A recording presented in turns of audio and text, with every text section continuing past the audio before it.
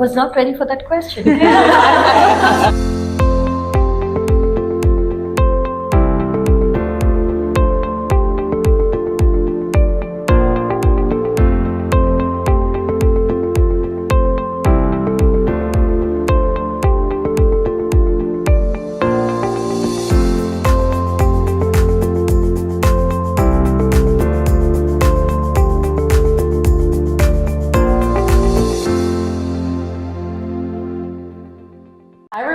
Welcome and thank you so much for being here. I spent a lot of time with you all learning about you, but also reading your online LinkedIn's and Instagrams and seeing all about you. And what struck me that you guys are all really different, but also have such a great commonality. I think to me, you guys are all breaking barriers and redefining what success is. And so congratulations on all of your achievements. I think we would be here for hours if I listed what everyone has accomplished so far, what they will accomplish too. But I'd love to start off by opening the floor and ask you to introduce yourself, tell us about yourself a little bit, and who your dream collaborator would be. And so I'm going to start over here. Oh, okay. I was not ready for that question. I'm so glad she started with you. I didn't say everybody. I'm so glad I'm sitting in the center. By the way, it need not be in order. Okay? That's true. She can tag. You can introduce yourself. Yeah, you can popcorn it to somebody. Okay, I'll do that. Yeah. Do I need to look at the camera? I said look at each other. Okay. Hi everyone, I am Sakina Adeeb. I am a co-founder of my own company, Point of View label. Woohoo! And I also happen to have a full-time job at Amazon as a senior manager. So have 2 jobs for sure. And I do catering as a hobby and only to my friends and family. But yeah, that's me. And my dream collaborator would be Lily Singh. Oh. She is, Yeah. Everyone else is. yeah. Why Lily? She's so iconic. She stands for women's rights. She has her own NGO, Unicorn, as well. She speaks her mind. She knows she's okay to be vulnerable when she is, and I think there's no filter when I look at her, and I feel like I want to be that kind of a person and want to collaborate with her. Yeah. And she's just so cool and She's chill super, and she wears amazing clothes. Yeah. That's true. She has Got style. so much style, so much vibe. True. The Punjaban in her. I just love her. Yeah. Yeah. Okay, should I tag someone? Yeah, please. Shifali? You asked for this. Hi, I'm Shifali Jamwal. I'm a sustainability advocate. Sustainability isn't like a buzzword for me. It's how I live my life every single day and bring it to everything that I do. With that in mind, I co-founded a non-profit called Live to Serve, where we run multiple campaigns and projects for sustainability and environment conservation. I am also a product marketing leader in the tech space here in Fairview. The collaborator that I would like to, kind of work with would be Dia Mirza. Mm-hmm. Hands down, it's going to be Dia Mirza. She's been my idol for a very, very long time, and not just because she won a pageant. That has nothing to do with it. Did you win a pageant? Where's your crown? But she is also such a loud advocate for sustainability, for environment, and lifestyle, conservation. It's just so inspiring. And when I had my kid, that's the same time that Dia Mirza also had her kid, and it's so cool because I see what she does with her kid, and I try to do it too. She had like a net zero based birthday for her son, and I was like, that's what I did for her, and so it feels like it feels like you're the same. So Dia Mirza, if you're watching this, Please call us. I'm your sister. Please call on the number on the screen. We will definitely tag her. Yes. All right, my turn to tag Simmi. Yeah, so in my present life, I'm a real estate professional in the greater Seattle area, but I've held so many roles. So I think I'm a mother, I'm a grandmother, I am a wife, I'm an happiness freak. I love spreading happiness, and I'm so happy always myself. And it's just like I feel that when I walk into a room, it should be full of joy and happiness, and that I would like to call myself as a happiness advocate if I can. I think the collaborator, I didn't think through it. But I can say I can probably go with Lily Singh, because when I started looking into social media, Lily Singh was the first person I watched, and I watched her endlessly. But now, recently, I came across a profile called Not Just Grandma, and that resonated with me. I love the way she works, behind the scenes, in front of the scenes, and she's like, I'm not just a grandma, and sometimes that resonates with me as well. So I admire her a lot too, and I think that's all about me. Done a lot, but still an educator as well. Of course. So you get to pick one. I'll pick Deepali. Okay. Hi guys, my name is Deepali. I honestly do not know how to introduce myself. I feel like I wear multiple hats. I am a social entrepreneur. That is a term. I recently learned that I am a purpose-driven entrepreneur and not just an entrepreneur. So I am a social entrepreneur. I co-founded a not-for-profit with my sister to advocate for Indian communities and give more visibility to Indian communities. I'm a community leader. I'm an activist. I'm a mom and a dance instructor. Multiple things. I'm not really sure how to introduce myself, but I think at the crux of everything, the purpose of my life is to bring people together, and it has always been that. Ever since I was a kid, it has always been to bring people together, and I think I'm living my purpose. A dream collaborator, I don't think it should come as a surprise to anyone. Oh no. We all know it. Let's say it on 3. Okay, 1, 2, 3. Ritik So I think my dream collaborator would be Ritik Roshan. I have idolized that person. I think that person has honestly encouraged an entire generation of people to just dance. And the way he dances, it is incredible. And it's not just his good looks or his acting or whatever. Sure. All of that aside, Nothing to do with it. all of that aside, I do take a lot of inspiration from Ritik, because that person has had everything that could go wrong with him, like speech defect or a brain surgery, arthritis, and so much. Like, he was told he can never dance, let alone any physical stressful activity, and he's overcome it. I think I take a lot of inspiration from him to just defeat. Just overcome every challenge that you're faced with. So, Ritik, if you're watching this,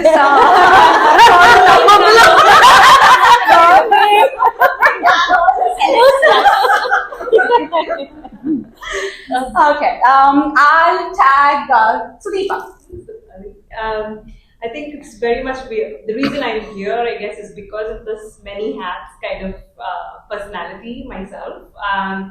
I've always believed in leaving a place better than I found it, wherever that is. So if I'm walking in a room and I find something messy, I try to move things around. That's been my personality. So when I first moved to Seattle, I felt like a real dearth for good South Indian food, and that's where my love for food and the dearth for South Indian food here sort of gave rise to the company I founded called the Bangalore Kitchen. So with the Bangalore Kitchen, I have 3 main things. I want to invoke nostalgia. So it's something I felt a big need for, especially during the pandemic. And putting South Indian, mostly Bangalore, Karnataka food on the map, I guess, was one more thing. And then building community as we go. I think, Shifali would not understand this, but I say, like, food brings people together, and she's like, how?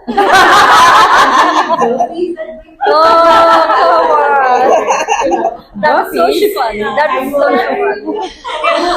Burpees would not bring me there. We'll be waiting for dinner and all of us are talking talking, and I was so bored, and they were like, "Yeah, food is such a great connector." I'm like, "What? You see me sitting here?" I'm bored.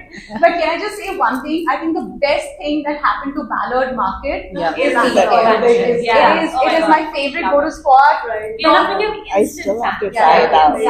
Yeah. But as a part of that, leaving the place better, then I also founded a sustainability-based company now, and where I sell sustainably created and sustainably disposable dinnerware. So it's like made out of areca leaves. So that's the place you will find in my market right now.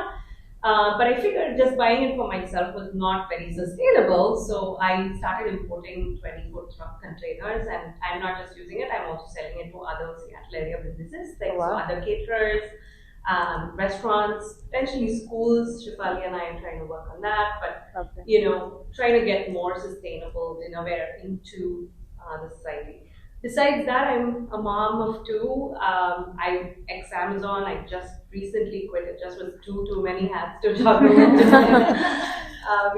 But I'm also about to this month launch a consulting company because I have so much of DevOps and product marketing and management in my head, which I feel like can be of use for a lot of the startups. So I'm starting a company called Full Context Consulting. Wow. Yeah, that's amazing. Yeah. That's So you very left impressive. one To do three. To take up three. Yeah. Right. So, That's how it should be, right? Super. Very Dream collab. interesting. Yeah. Who would Dream you collab? Yeah.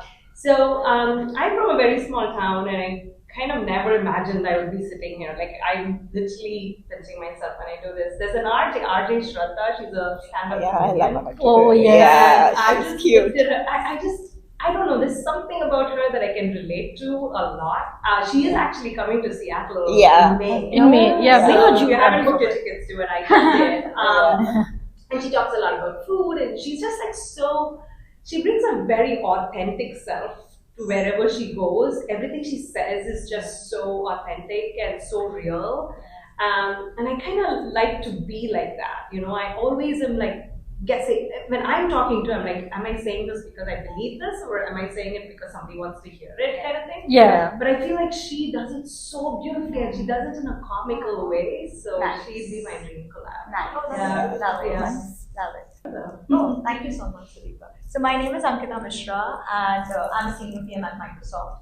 And other than that, I think we were all of us, we'll talk about our stories. We're in the same bucket that I came to Seattle and I couldn't find my female friends, and I was craving for it. And I started Girl Squad back in 2022, and that's how I started meeting a lot of girls. Now there is so many women in my life, which I love.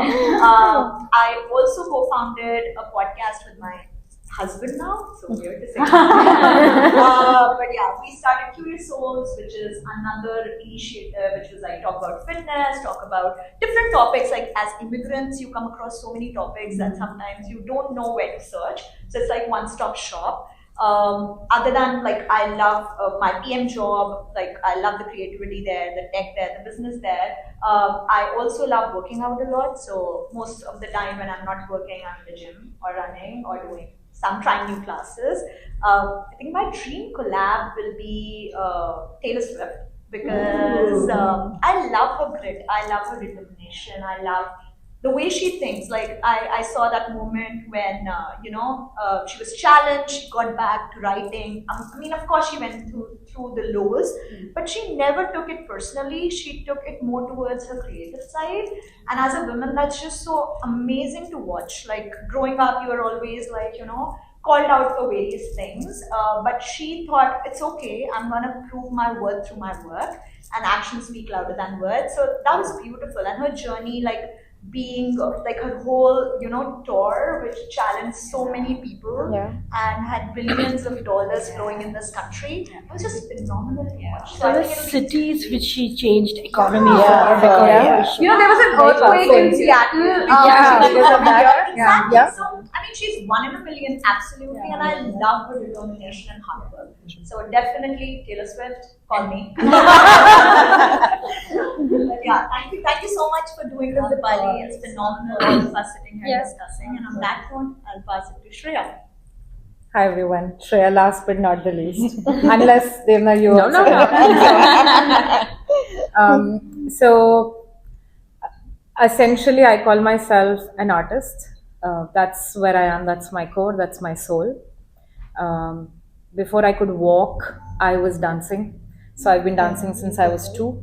Wow. Professionally trained in over 7 dance forms. I'm learning singing as well. I used to paint, draw a lot. So basically, any way, I used to write poetry. So any which way I can create something, that's what you'll find me doing. Nice. So an artistic soul, essentially, I feel also feels a lot more. So since I was very young, since I was 2 or something, my mother actually started getting me tested. She took me to a doctor and she's like, something is wrong with this child because she's mourning the funeral of an aunt, which I had crushed with my hands or something like that. Since then I realized something is different about me. Everything I feel is a little bit more. And I think that's just been a mission. Any which way, wherever I go, I definitely want to make people feel seen and heard and loved. That's just my personality. That's also my mission. So I know everyone said something advocates. I don't know what I'll call it. Love advocate. I'm an happiness advocate. Yeah, I I feel like love advocate could be taken in different ways. You may not want to use that. Yeah. I think, absolutely. So that's basically how I would describe myself. But in my free time, I do a little bit of corporate because you have to make money. So I do corporate. My hobby. So I've been working as a product manager. I was a director at Expedia. I'm a product lead at Alaska. I really like doing that job as well. And I feel like corporates, you can make of it of what you want. So I really enjoy my job as well, my free time job. And then what I do, I teach dance, learning music. I'm just always creating. That's basically what you'll find me do. So that's just a little bit about me. And collaborator. So I was thinking about that, and there are many names that come, but as of now, most recently, I've been crushing on mostly Sane. Do you guys know her, Prajakta? Yes. She's so cute. I feel like there are very few people who can make you feel seen, even through, through a video, she can make you feel seen. I feel like that's a skill that I don't think most people have. She's so raw and Very naked. Yeah. She's like the girl next door. Ultimate girl next door, absolutely. Very However, when she has to step it up, she can step it up too. So she's you're my girl crush, Prajakta. So many tags. We're gonna have to launch a helpline number. Contact us all. Everyone, We need to get her to Seattle now. This is our manifestation together. Yeah. And I'm just loving being here, like just bouncing off this energy. It's wonderful. Yeah, it's amazing. It's wonderful. One thing that's really interesting about you all is that you have so many hats that you wear. I don't even think anyone here has a true 9 to 5. I think everyone has a 24/7. I don't even know how we're managed to get everyone here on the same schedule. But I really thought a lot about the spotlight that's on you all. Seattle is not a very big city. Mm-hmm. It's actually quite small. You can run into someone on the street or in a meeting or in a phone call. I'm really curious about how do you handle being in the spotlight? And how do you handle the fact that for many of you, your brand is also who you are. There's no turning it off. So when someone sees any one of you, they don't think like, oh, this is just her off hours, right? You are one and the same person. So how do you handle being in the spotlight? How do you navigate those relationships too? You have the biggest community by far. So why am I the first one to go for this one? You are the perfect person to answer this one. But when you were saying that Seattle is such a small place and you run into, I was literally getting late for my meeting today, and my meeting was in South Lake Union. I parked my car. I was running for my meeting. I ran into like 10 people, and they were stopping to say hi to me. That's because it's you. I'm getting late. I'll come back and I'll say hi to you. How do I handle spotlight? I honestly don't know if I've ever been spotlighted. I just feel like I'm a very you are the spotlight. And I was feeling Only you could have done that. But I don't know. I just feel like I'm always within people. Like I'm not standing out, but I'm more like amongst everybody else. Like you'll find me in dance classes. I feel like I laugh the loudest. I make silly pranks. I'm running around, and the other day, I think it was last year Holi, when new folks came into the studio and they wanted to see who the instructor was, and Pragya, one of our instructors, she was dragging me around like this, cleaning the floor. Like she was cleaning the floor like that, and it's like, oh, that's the instructor. So I think I really You don't do it know. effortlessly, that's the answer. Yeah, so I'll just tell you, I think, and that might apply to a lot of people, and I think it applies to her as well, what she's trying to say. I can say this better. Your brand, what you create, and whether you are in a spotlight, whether you are in an office setting or outside or wherever you are, the brand that you create is inherently who you are as a person. So whether you are in a different setting or whether someone recognizes you or not or whatever, you don't turn it off, because that's who you are inherently. You can't, I mean, you can fake a lot of things, but you can't fake it for so long that Right, that exactly. becomes your brand. Right. And for it to become your brand, you have to be that person. Yeah. So I think if I am that person inherently, regardless of whichever setting I'm in, you're not playing a role. That's who you are. So I Guys, think- now we know why Mrs. Washington.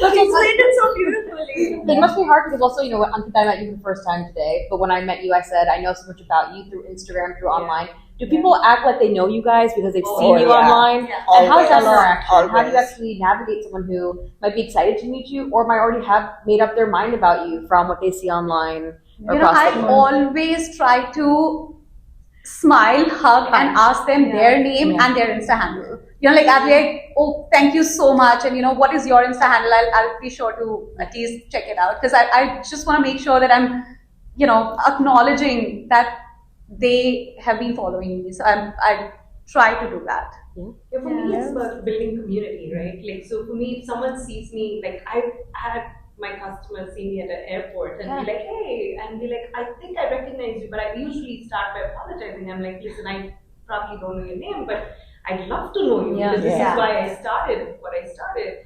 And that whole, because building community is just like at the core of what I'm doing, it's actually a good thing when I see this and I see the recognition. It actually makes me feel, a sense of belonging, that somebody knows me, and I want to, this is a good time to kind of talk and reflect. But usually my persona behind the counter in TBK, and this is very different.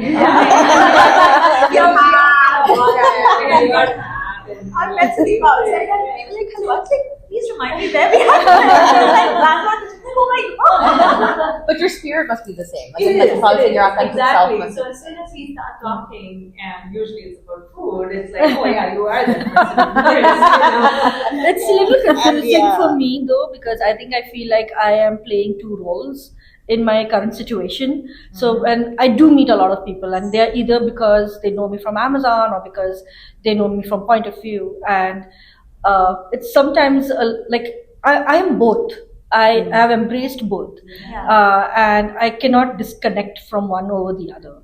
So it's always kind of a battle inside of me, and then somebody who comes to me, usually it's a warm hug, it's a big smile, it's like, oh, I'm sorry, I don't remember your name, but who cares? There have been conversations I've had for like 15-20 minutes on the road in the middle of downtown, and then I was like, I don't even know her name, but that's okay, because that's how I like to connect. But sometimes it's more of like, do I know you from an Amazon setting? Do I know you from a business setting? Or like, how do you, is there an expectation of how they expected me to be because they saw me, like, oh, we've been doing Founders Friday content on our Instagram page.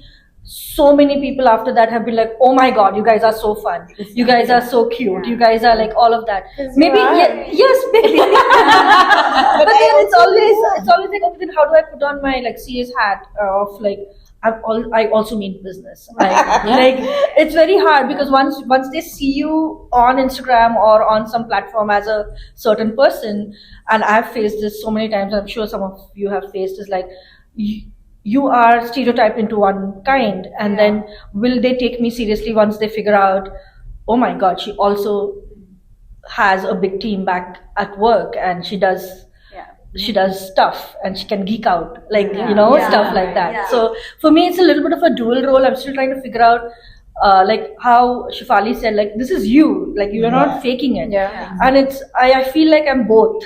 And it's just like, how is it going to be different? I'm still trying to figure that out. But I love what guess. you said. I feel you because I think everybody who's working in tech, I mean, generally the image of a tech person is like really nerdy, geeky. And if you're doing something other than work, people are like, oh, how did you get time? I mean, sometimes we push ourselves. I mean, all of us over here, I'm very sure, are working 11 p.m., 12 a.m., so maybe early 4 a.m., 5 a.m. Yeah, 3 a.m. I was up 3 a.m. I mean, what you said and what you were saying, like we are both, but it's sometimes people have these preconceived things, which is hard to break. So what we try to do is like meet them very nicely where they are at, whatever they are perceiving of us, and like move forward with this because we believe in doing the work. That's what how I take it. Like we will do what we want to do in terms of creativity and our vision and work, and then we will meet wherever the others come to meet us at that level. I think, as a brand, it's you. It's always about you. You are your brand.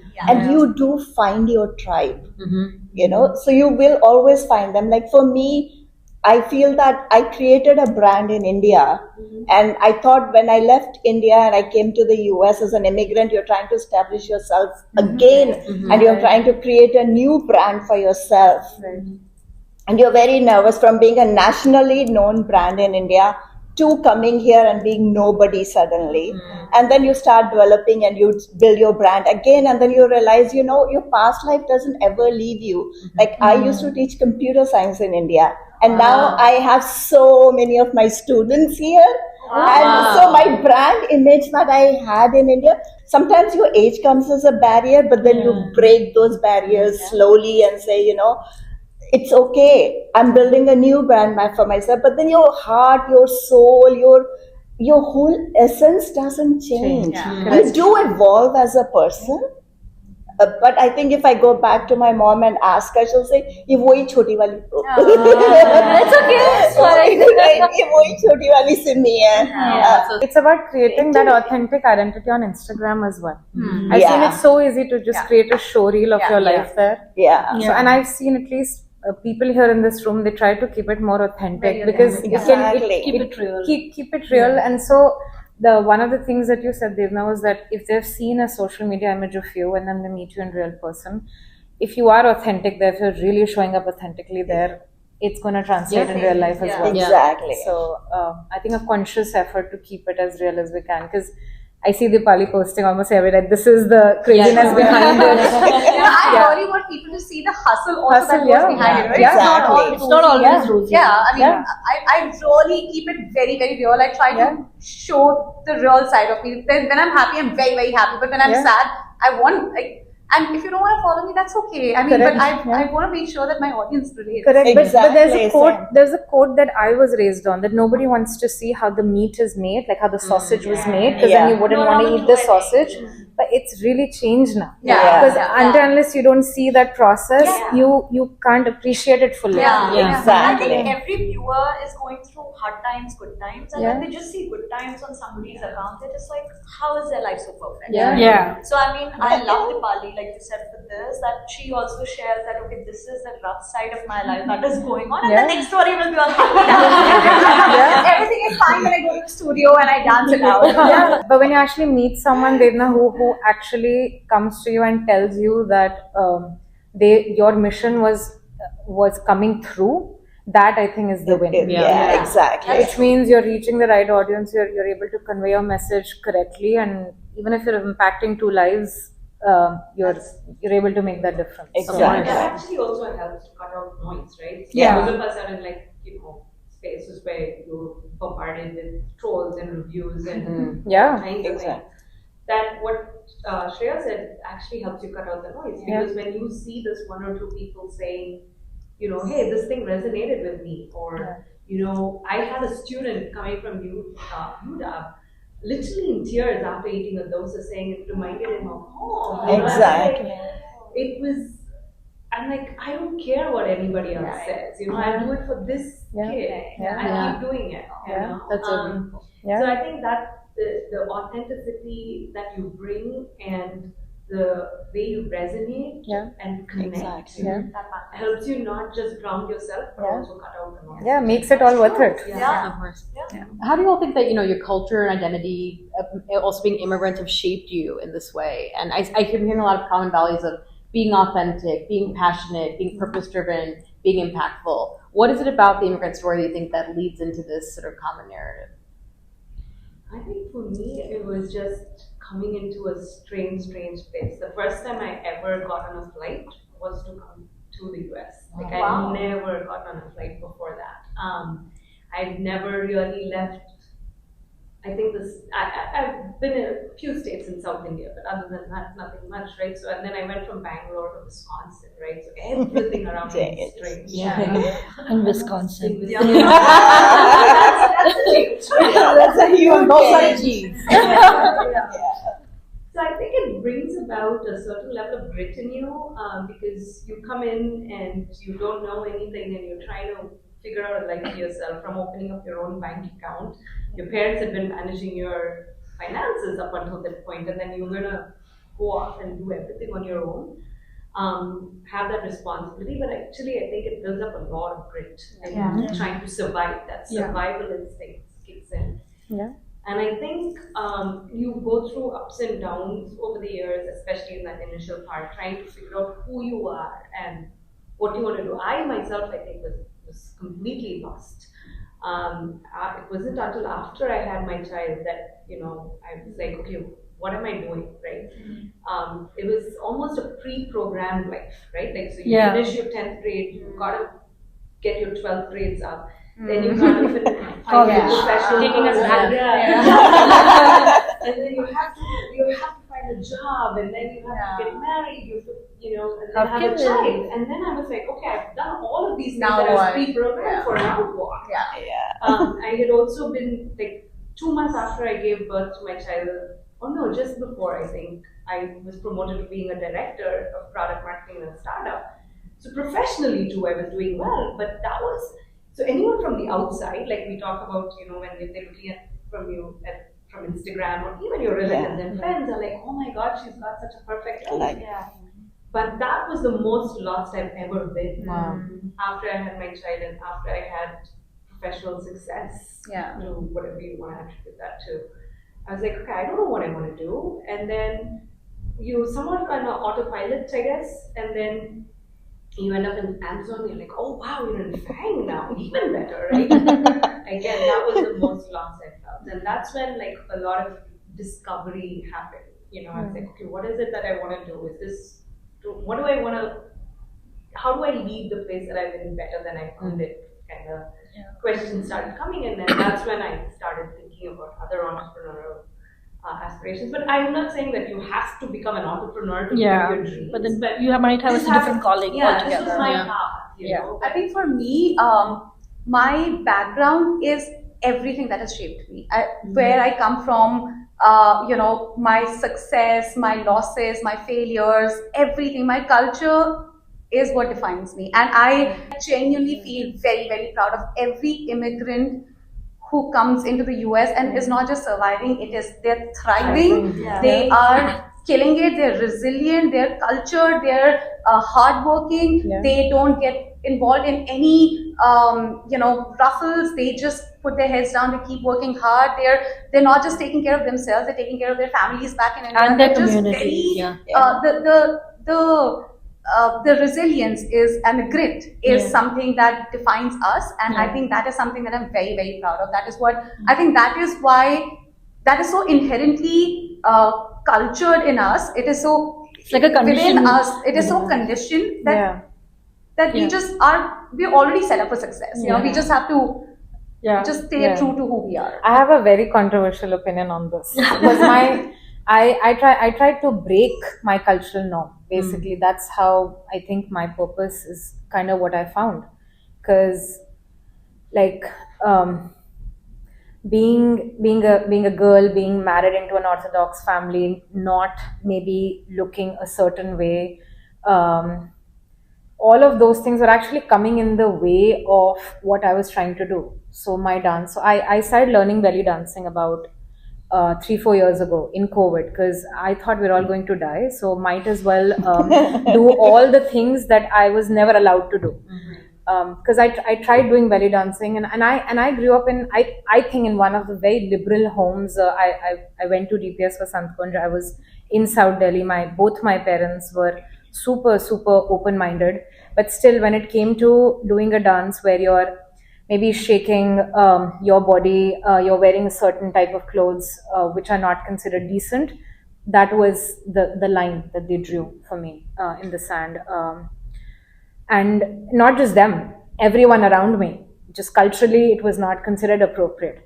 But when I started going, even as a kid, so I did a small 2-month workshop as a belly dancer when I was younger. And then right after that, we went to these temples. I think we went to Konark Temple or someplace where you would see women dressed exactly like belly dancers, like the Apsaras or the, and they said, no, they're not Apsaras, they're actually gods. So I was like, okay, so gods are allowed to dress like that, but I'm not. Why is that? And they're like, no, they're gods, and we're humans. So, but when I'm dancing, I can be anyone.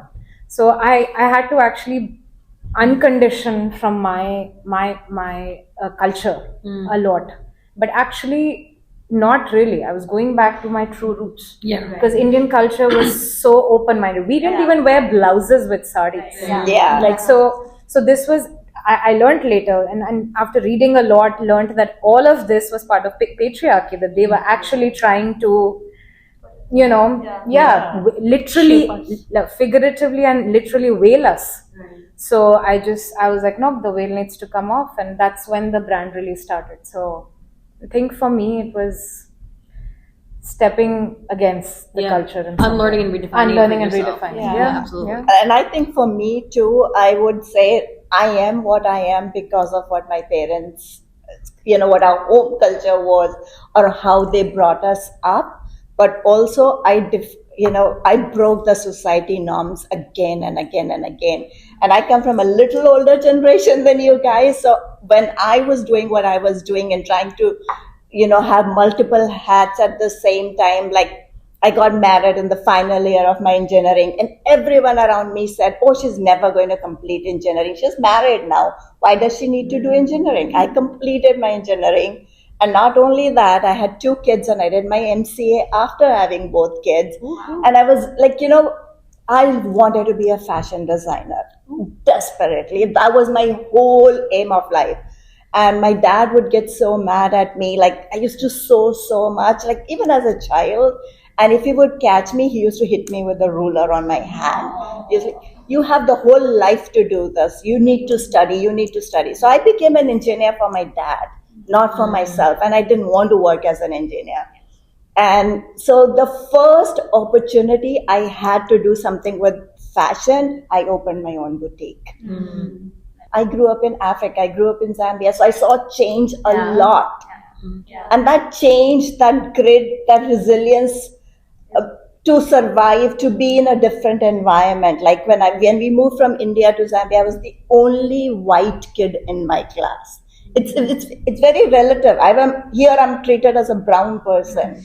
In my class, I was called the white kid. My teacher called my mom after 2 months and said she doesn't speak much in English, so let's put her in 4th grade. And my mom was like, she's not going to speak English in 4th grade either.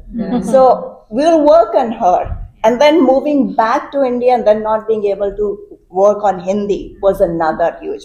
Defying those obstacles again and again in your life. So the reason I got into real estate was that calling that I need to help other immigrants like us.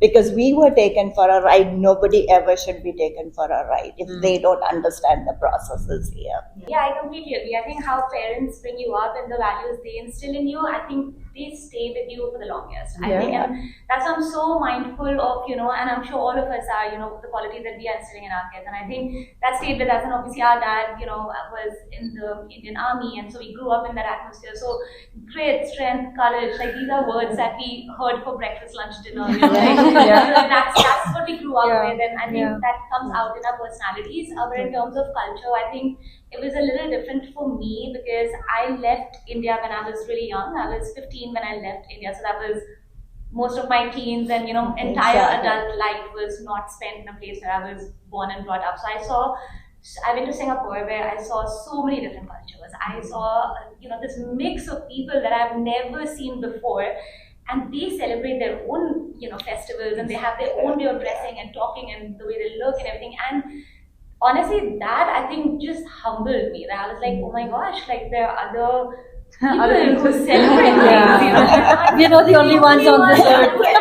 I celebrated Diwali as much as I celebrated Chinese New Year, for example. Exactly. So I grew up with that, and so I have so much empathy for people of different cultures, like people of different mindsets, people of different backgrounds, and the way they interact and everything. And I think that kind of shaped the way I am. So of course, the values that were instilled in me, they are always there. They're innate in you, but I think that's where this mixed culture is what I bring out. So it's Growing up all over the country. Just to add on to that, like I know we've touched upon lot of good stuff, and the only thing I remember every time is my dad we were two daughters in the house, and it was very common in India to have a son like who will take the khandan forward or whatever.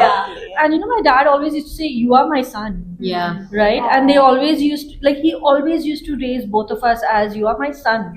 Like, and that's how we were. We basically took care of our parents even after we got married. Like, that's what they expect only the sons to do. I genuinely think when your parents support you, that's can do whatever. Stars. Exactly. And coming back from like an immigration point, like being an immigrant here, when I walked in here, it was a little lonely. It was not for too long, thanks to Deepali. But I think we all, the condition we are in is like, I come from a very, very conservative and not so financially well background. And from the very beginning, it has always been like, put your 110%. Do whatever you can in your control, in your time, and then things will fall to come together. And when I came here, I think my mindset was, oh my god, I was so I want to say intimidated by all of these white people and all of these men who are talking about stuff, and I'm like, oh my god, I need to step it up. Like, as an immigrant, I'm always at this battle of like, I need to prove myself that I'm worth sitting over here, I'm worth having a seat at the table, I'm worth being listened to, and because of that, I would do probably 20-30% extra work. Do you think that's just immigrant thing, or do you think that's also a woman? I think it's both. It's both. I think it's both. Yeah, it's a lot woman thing as and well. I think, and I recognize one of us do that every day. Every day. The imposter syndrome. When Yes. you feel like, am I just faking it? At any point, people will recognize that she's a fraud and she just made it here. But no matter how hard you work. But I love that you said that. She said, "I'll come and help you."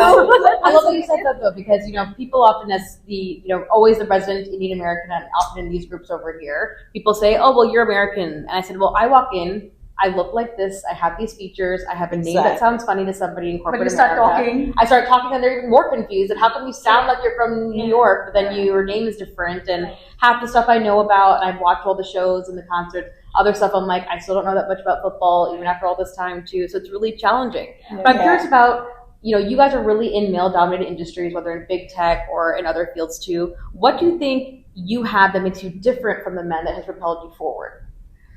I think empathy is the strongest. I would.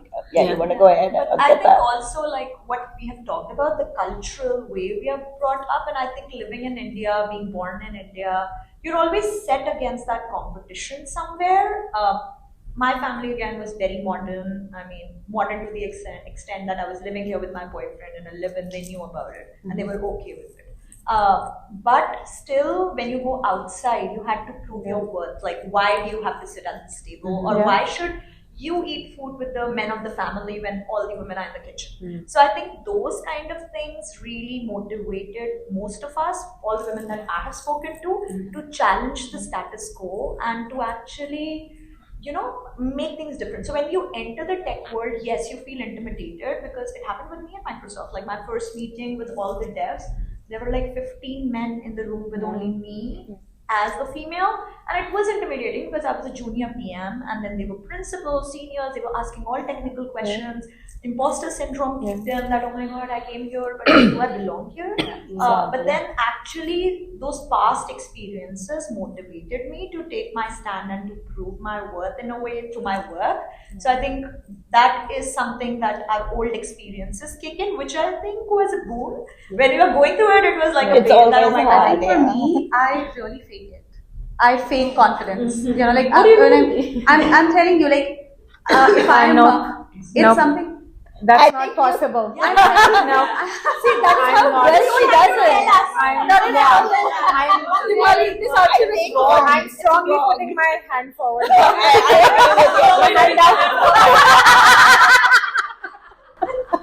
I think coming Inherently confident. I don't think anybody's born with confidence. I think Yeah, you are. I I agree. think confidence is something that you have to teach yourself. Teach I yourself. think Yeah. confidence I is something that you 100% have to agree. work Yeah, on, and you have to constantly keep working on it. And confidence in your areas. Like I'm very confident in dance class. You Yeah. go into a dance class, you'll see me like absolutely Killing shining it. there, right? Yeah. So I think I Yeah. think I agree. I think confidence, born with it. It comes with either experience and just knowledge. Like if you have Knowledge, about that definitely, area, or you were so experienced in in that area. I was just hearing a podcast in which it said that they say that you should step outside of your comfort zone, and it should. I can't remember the exact quote, but they said that life is always a discomfort zone. Exactly. Yeah. If you are doing anything, if you're stepping on the stage for the first time, yes, you're not going to be confident. You are going to be faking it. But if you do it multiple times, you're going to get there. Yeah, You're gonna have it. it's a competence versus confidence. Yeah. And most people that really get on our nerves Yeah. are super confident, have low confidence. Yeah. Yeah. Super confident, and then you have to work on our confidence. Yeah. Yes. But just to get back to the being a woman in a tech field kind of thing, I think, or in life, I think, and I don't want to make a blanket statement, but I think, the time that we grew up in India and seeing our family, I think there was always a sense of, the patriarchy. Like, even though our families brought us up in a way they would a son, somewhere inside all of us and, inside our parents or spouses, that feeling is still there. Yes. And it comes out in different ways sometimes, and you try obviously so hard that it doesn't come out, which is why we all here and we're doing so well. But something would happen, and the hyper feminism in you. Yeah. No, I will not wash the dishes. It's not a male thing anymore. Husbands really must be tired. You're like, no, I can't do it because I was not born to wash dishes. But so Our generation too, I think we have a little bit of, I think our parents came from the hyper patriarchy and they wanted to sort of protect our generation quite a bit. I think that was there. So they would let you go and be free and do stuff and have confidence, but also hold you back a little bit. There was that push and pull. Yes. So then you realize where that push is actually going to accelerate you, and that's where when that switch clicked in your mind, I think we are doing what we And do. like you said, it is a generational change. Yeah. It's not going to happen overnight. Yeah. It is just the conditioning of the society is such. It's going to take generation. The only thing that we can do is exactly what we're doing right now. Make noise, talk about it. Teach our kids. Teach our kids, right? I think as a woman, and I realized this very early on, is that when you support another woman, that's when you grow. And I've always I will fight for any woman if she's going through either a hard married life or a hard time at office or something. If I come to know, I cannot be quiet. I have to get up and I have to work, work with that woman, whatever it is. It's just that there's a feeling of sisterhood or being together. We are in it together. And as women, we are always oppressed, even today, right? You're put back again and again, sometimes by society, sometimes by your in-laws, sometimes. And it could be unconscious. Yeah, the other day, one of my friends, he called me and he was like, he called me after a really long time. He's a really good friend from school. He calls me and he was like, hey, what's up? I was like, nothing, too busy with work. He was like, oh, but I thought you quit your work. I was like, yeah, but like my business. He was Yeah. like, oh, the dance business. And It hurts. in my head, I was like, would you have ever asked that question to a guy. to a guy or to a man who Yeah. probably had a dance So studio actually, as well? that's the exact point I was trying to get at. Like from what Devna was asking in terms of like the male dominant, Yeah. tech is very male dominant, Yeah. and it It's getting still there. is. It's getting there, but it Yeah. still is. And for me to make space for myself to be heard was like every time somebody would come and say, "Oh, she sounds aggressive," and I'm like, "Would you say that if I was a boy? Yeah, If I was a man? If I had a mustache Yeah. or whatever, right? Like, if would you have said that to me?" Yeah. And I've gotten like feedback, written Yeah. feedback saying that while she comes from a great place, I think she can tone it down a little bit. And I would be like, would you have said that to a man? I have a controversial question here. So, do you think it only comes from male? Because I also feel other women also bring women down. That's what Devna Yeah. just said. Yeah. So that's what Yeah. we should discuss this. That our generation is bringing that change, but we're still not there. I think Gen Zs are more like. I think like if I look at my generation, like a woman would never promote another woman, which has started to change now. And I think even traditionally, as an Indian, the women's job was to pull their daughter, That's patriarchy. Right? Yeah, That was ingrained. exactly. Yeah, I don't right. know. I don't think I honestly, relate to that at all. I cannot relate to that either Yeah. because I feel like I've always been surrounded by the most amazing women Yeah. in my life. Like I've always, I think it also depends on. Deepali, your work.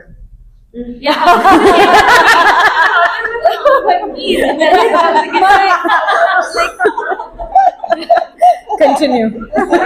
You distracted her. She's like, I don't know what I want. No, I think we have to keep giving her love. But it's hard. I mean, I have friends who their friend became their manager and their career just went totally down. Like it's so difficult because there's so much that keeps us even separate or different, or there's a sense of competition. People want to do well and move forward too. But it's hard to know if the rules are different for men and women too in the interaction themselves, or how much someone's an ally for their own people or their own gender. Or But like I said, I think I've been pulled down by men and some women. Like I won't Generalize, differentiate it because it was. But it is actually, let's be honest, it does happen where men are It does happen, unconsciously, maybe because they've been conditioned that way, or maybe consciously because they're just being a complete jerk.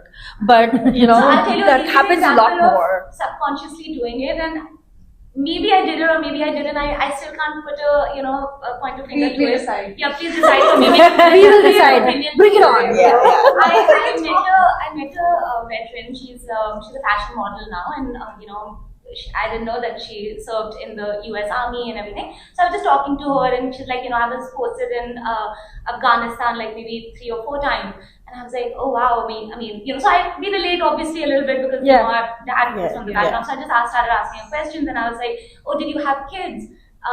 She has 2 kids, and she's like, did you have kids? And she's like, yeah, I had 2 kids. I was like, oh my gosh, was it hard leaving them? And immediately the reply was, would you ask that to a guy?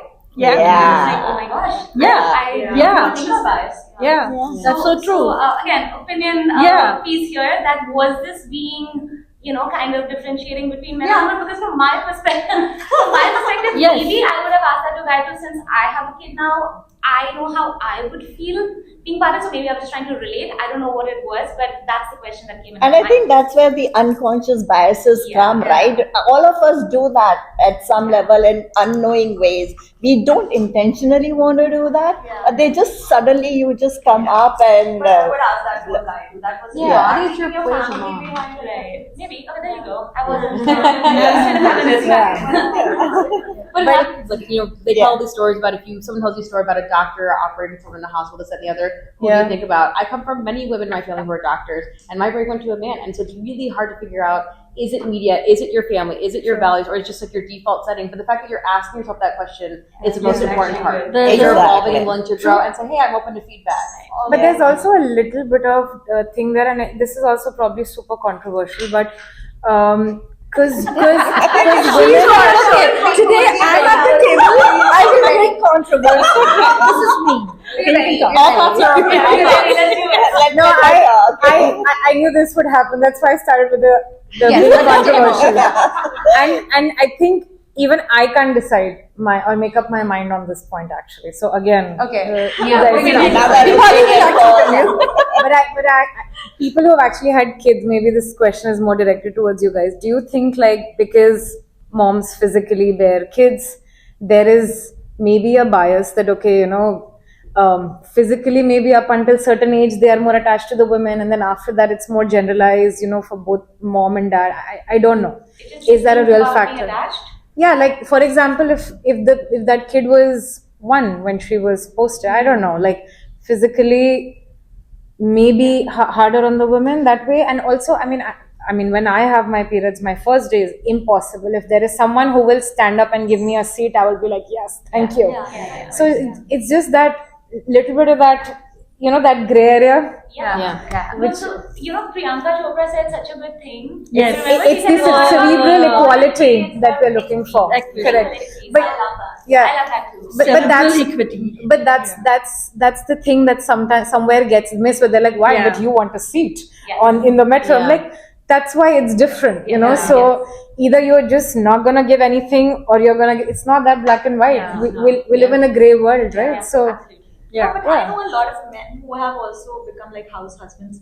Correct. Grey world. Yeah. That's what I mean. like, It's going to take Generation. generations. It's happening. And I know, Yeah. now when I talk to even my male friends who are not house husbands, I always say, oh, so you're going to work because Amazon has 5-day policy. Who's taking care of the kid? That's my natural question that comes out. Yeah. So I think as a generation also that shift in mindset is Correct. happening. Exactly.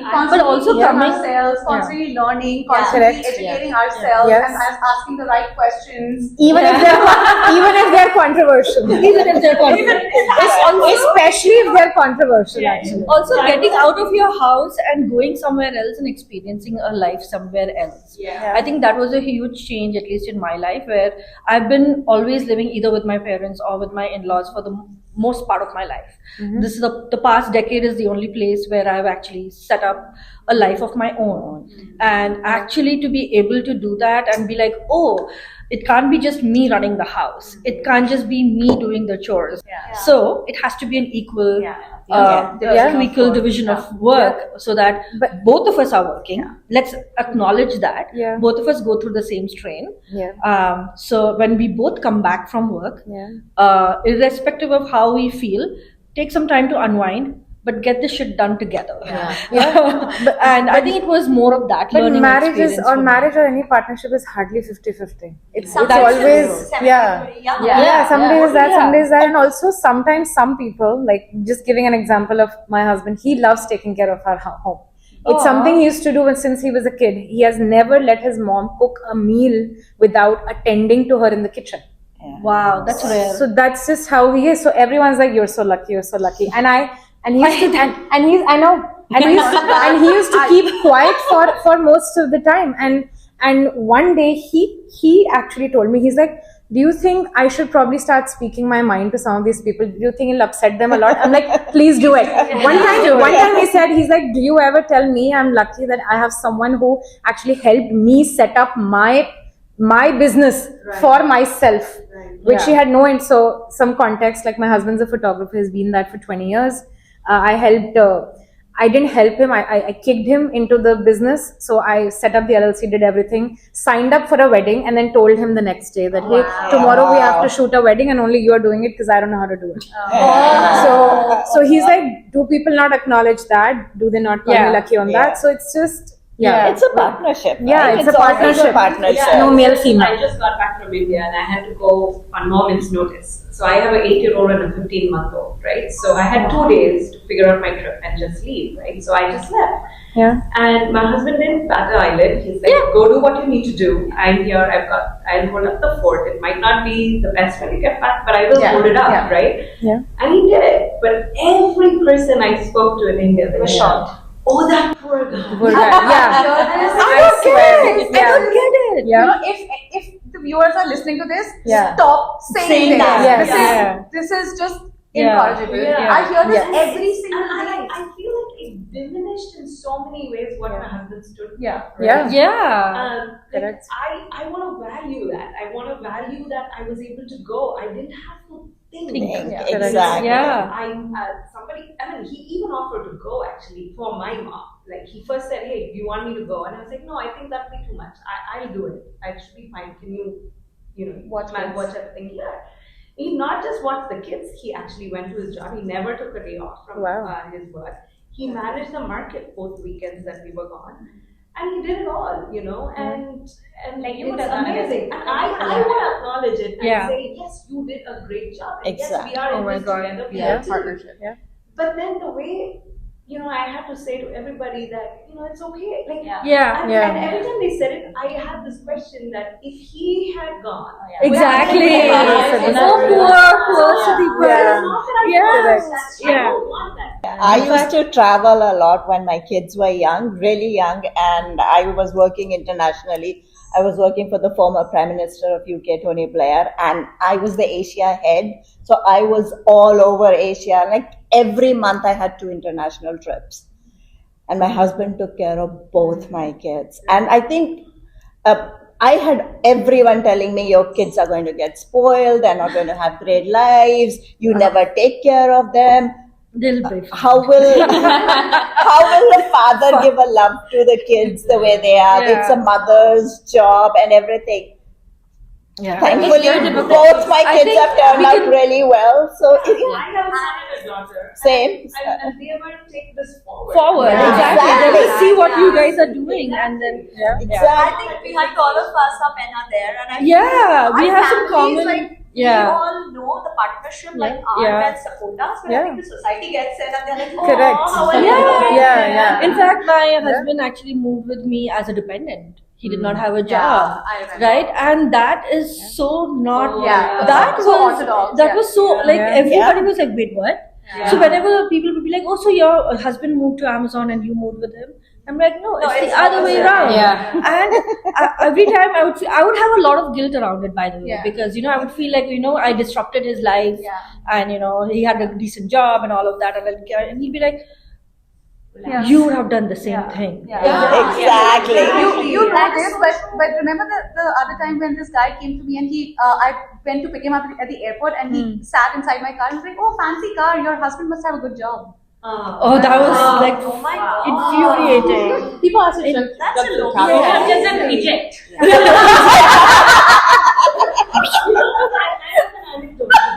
Yeah. I just quit Amazon, right? And when I quit, they kept trying to keep me. So I kind of said I was going to leave in May, but then it dragged on until July because they were trying to keep me. And I was just mentioning that to somebody, and I'd just been promoted, and then I went on maternity, and I came back, and I was one of the people that knew a lot about the systems. I had actually created a couple of products for Prime Video, and I was telling them within my friend circle that there was a little bit of a drag in my resignation because they tried to keep me, and they were like, "Oh, was it because of DEI?" And Just Jaw-dropping moment. I had no idea how to react to that. oh my God, am I just a number to you? Like, am I a statistic? Right now, I don't even know how to respond to something. Yeah. That's Oh, very damn. But people say such junk So about it. casually, And so right? casually too. I have to, as a single woman here, I have to advocate for single women. I think in the last 4 years, every single dinner I've ever had, Oh my God. someone asked me to tell me about dating, how's dating going, are you married, why aren't you married, what's going on? I can count on my hand the number of times someone has asked me, so how's your job going? Or like, what are you working on right now? Exactly. What's interesting to you too? But everybody goes around the same path. You can't win, whether it's your husband has this car, so you have this car, they are taking care of the kids, oh my God, you're so lucky. Why aren't you dating somebody? You need somebody too. Yeah. I think pervasively, we got to do better with asking better questions out of curiosity and kindness too. Or just repeating it in your head once. Before saying How would I feel if I was directed to you? How about one word that describes your hope for the future generations? Oh, wow. Oh wow! One word. Your hope for the future generation. You seem like you already know what you're gonna say. Oh, Shreya, go ahead. Shreya. So for generations or for just women, I'll want to Yeah, just but yeah, speak to that because that's the flavor of this talk, right? I think, be bold, but yourself. So that's gonna be my mission. Like just just don't be something else just to want to be bold, but just if you are something, just don't hide that. Just be yourself. Be yourself. Two You know, words. I would piggyback on that, and I would say I would really want, if I would have to leave this with one advice, I would Yeah. say advocate for yourself. You know, Yeah. be your loudest cheerleaders. If you don't advocate for yourself, nobody else is going to. Absolutely. Just be fearless, believe in yourself, and while you're cheering for yourself, cheer for the women around you as well. Yeah. Exactly. Yeah. Yeah, I would say don't be shy to do hard work because hard work will always pay. And just keep working hard. Today's generation really wants the results fast. Sometimes it does take time to see that result. So be patient and keep working hard. Yeah, I think I needed to hear that. Thank you, Simmi. Something to add? I'd say be the change you want to see. Yeah. That's pretty much what I tell my daughter, what I want to live with, what I tell my son, I think people will understand. Yeah, I think mine is a little similar, is try to save the world, save the planet. I think it's not in a good shape regardless of what the different political systems tell you. It's not doing good, and I think all of us should play a part in trying to save the environment in whatever small or big ways you can. I think mine will be like all of you have said amazing things. So mine will be like you can go faster alone, but for going stronger, you need other people. Yeah. So definitely you need women. Something that I realized after 25 was like, you know, you cannot do it alone. And there are moments like when you're on your periods, when you're going through breakups, when you're going through really tough challenges. Men cannot connect sometimes, so you need those females in your life. And just having beautiful, genuine, authentic female friendships have made my life so beautiful. Like after Girl Squad period, I think I'm at such a good state that whatever happens, I'm just like, yeah, I mean, everything, I just call a friend and like everything is good. So yeah, go together. Yeah. I think +1 to everything. The only thing I would say is, and this is something which I'm working on myself, is to stop self-doubt. It's okay if you're fat. It's okay if you have sudden patches on your face. It's okay if you have dark circles. It's okay if you look like shit on certain You don't. days. You look really nice.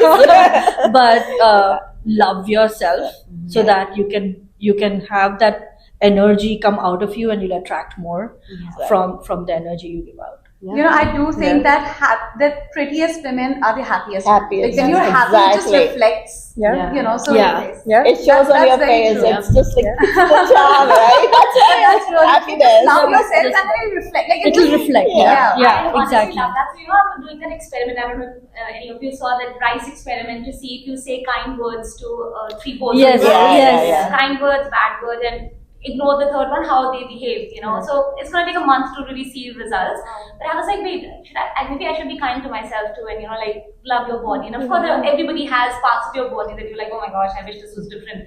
And that day, I actually stood, I was in my gym, actually, I stood and I literally like touched my body and I was like, I'm so happy. And I swear to God, I had tears rolling down. And I was like, I have never said this. I have never said that I'm happy and I love you and thank you for being my body. And I still have chills just saying that. I think I never said it before, and it made me feel so good. And next morning, I didn't even think about it.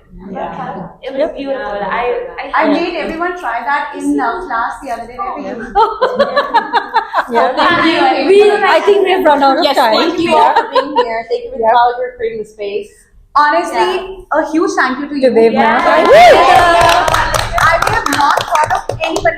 If there was any person I wanted to do this with, I would have not thought of anybody other than Devna. Like the way you articulate, the way you present your thoughts, the way you advocate for women. I just love you and thank you so much. No, We I love love you. you all, but by being your true self and supporting other women, that is the key to success. So wishing you all great success, great love, great self-love too, and happy Women's Month and happy Wednesday. Thank you for all the time and effort, and he jumped on this idea ASAP, so I'm very excited. One thing I read today that I think we should kind of close with, or you can add to it, but I read somewhere about just an Instagram post. I think it was what was the woman given a seat at the table was the question, and they said no because she was too busy building one for herself. Yeah. So I think all of us here have kind of done that Yeah. in a metaphorical way, built a seat for ourselves. Yeah. And worst case, bring your own chair too. So, Yeah, exactly. Or have a standing desk. Yeah. Awesome. That was nice. That's really nice. Thank you all so Lovely. much, though. Awesome. Thank you. Yeah, but we do want to hear that one good thing about ourselves.